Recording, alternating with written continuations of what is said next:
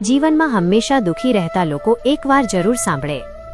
Number 1, ગમે તેટલું દુઃખ પડે તોય ગભરાવું નહીં, કેમ કે હિંચકો જેટલો પાછળ જાય છે તેટલો જ આગળ વધે છે, માટે થોડીક ધીરજ રાખો।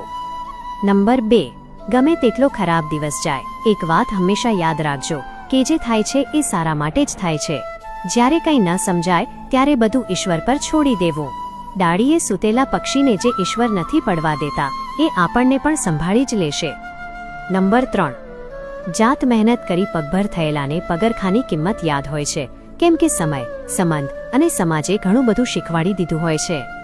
નંબર 4, લોકો શું કહેશે એ વિચારતા રહેશો તો જિંદગીમાં કંઈ નહીં કરી શકો। ખુશ રહેવા માંગતા હો તો એ કરો જે તમારું દિલ કહે। નંબર 5, જીવનમાં અમુક વખતે એવા સંજોગો આવે છે કે જે આપણી સાથે હોય છે એ આપણને સમજતા નથી, અને જે સમજે છે તે આપણી